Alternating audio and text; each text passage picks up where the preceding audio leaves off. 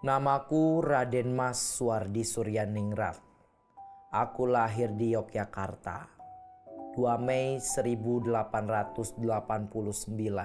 Aku menjalani kehidupan di tengah keluarga keraton sebagai cucu dari Sri Paku Alam III.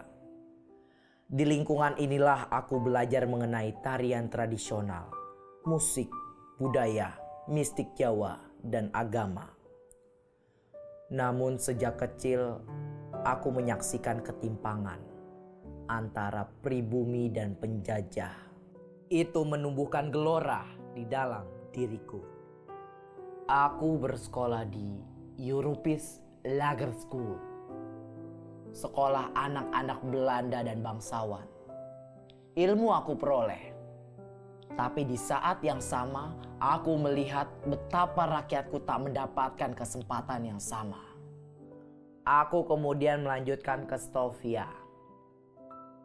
Namun, kesehatan tak mengizinkanku menyelesaikannya.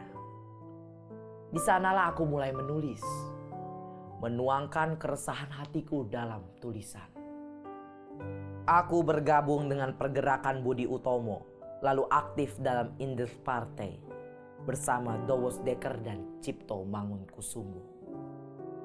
Kami memperjuangkan suara bangsa yang lama dibungkam dengan semboyan Inder untuk Inder yang bermakna Indonesia adalah rumah bagi semua yang mengakui tanah airnya sebagai Indonesia.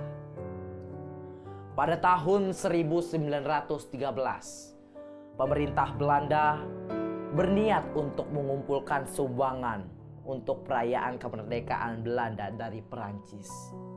Aku marah.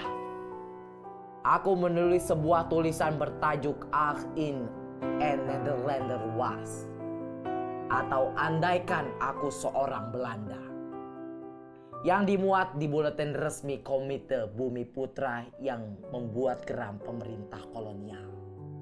Sekiranya aku seorang Belanda, aku tidak akan menyelenggarakan pesta-pesta kemerdekaan di negeri yang telah kita rampas sendiri kemerdekaannya. Buletin itu pun dicekal dan komite dilarang menerbitkan apapun. Lantaran tak terima, sahabatku Cipto menulis artikel di surat kabar The Express pada 20 Juli 1913 berjudul Clash of Freeze, yang berarti ketakutan atau kekuatan. Sepekan kemudian, aku kembali membuat marah pemerintah kolonial dengan artikel berjudul Een voor Ellen, Ellen voor een, yang berarti satu untuk semua, semua untuk satu. Pemerintah kolonial pun segera mengirimkan pasukan untuk menangkap aku dan Cipto. Tempat Komite Bumi Putra pun juga disegel. Pada tahun 1913, aku telah bertunangan dengan wanita sederhana yang luar biasa, yaitu Raden Ajeng Sutartina. Seorang perempuan yang sederhana, yang kelak menjadi sahabat, penopang, dan pejuang pendidikan bersamaku. Kabar penangkapanku membuat Raden Ajeng Sutartina gundah. Dia menemuiku di dalam penjara dan bertekad untuk mencarikan bantuan untukku. Agustus 1913.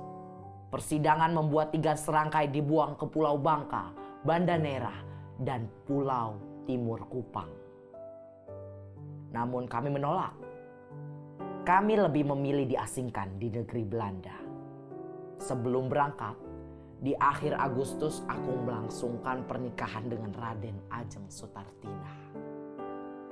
Pengasingan itu justru menjadi jendela baru bagiku. Di sana aku mempelajari pendidikan modern. Aku menyadari bahwa kemerdekaan bangsa harus dimulai dari kemerdekaan pikiran. Aku pelajari pendidikan Montessori, pendidikan rakyat, dan pendidikan kebudayaan. Semua ku tanam dalam mimpi, mendidik bangsaku sendiri. Sekembalinya ke tanah air, aku mendirikan taman siswa. Taman bagi tumbuh kembangnya budi pekerti anak bangsa di Yogyakarta. dengan ditandai Candra Sengkolo. Lawan Sastro Ngesti Mulyo yang berarti dengan ilmu mencapai kemuliaan atau kemajuan dan didahului dengan pembukaan Taman Lare. Taman siswa bukan sekedar mengajar, tetapi menuntun, mendidik jiwa agar tumbuh menjadi merdeka. Bukan menjadi pengikut, tetapi menjadi manusia yang berpikir mandiri. Ingarso Sung Tolodo, Ing Madio Mangunkarso, Tuturi Handayani. Aku meninggalkan gelar kebangsawananku sebagai Raden Maswardi Suryaningrat menjadi Ki Hajar Dewantoro saat usiaku 40 tahun. Tahun 1930, aku mengadakan rapat besar umum Kongres Taman Siswa pertama di Yogyakarta. Pada rapat itulah aku menjelaskan betapa menentang dan siap melawan kepada Belanda pada aturan atau ordonansi yang mengatur pendidikan pada masa itu. Pada tahun 1938, dimulailah pembangunan pendopo agung Taman Siswa yang ditandai dengan peletakan batu pertama oleh istriku. Dalam menyambut proklamasi kemerdekaan, aku sangat gembira. Aku mengajak para siswa Taman Siswa untuk berkeliling kota Yogyakarta sembari meneriakan, "Merdeka! Merdeka! Merdeka!" Dan saat itulah aku dipercaya menjadi Menteri Pengajaran pertama. Aku terus memperjuangkan pendidikan nasional yang berpihak pada rakyat. Pendidikan bukan sekedar alat pengajaran, melainkan alat pembebasan. Membebaskan pikiran, menumbuhkan budi pekerti, mencintai bangsa dan budaya sendiri. Hingga akhirnya pada 26 April 1959, aku kembali ke pangkuan Ibu Pertiwi. Namun, cita-cita Taman Siswa terus berlanjut. Pendidikan adalah jalan kemerdekaan sejati. Anak-anakku, belajarlah dengan hati. Bangunlah kemerdekaan pikiran, karena bangsa yang merdeka adalah bangsa yang jiwa dan pikirannya merdeka.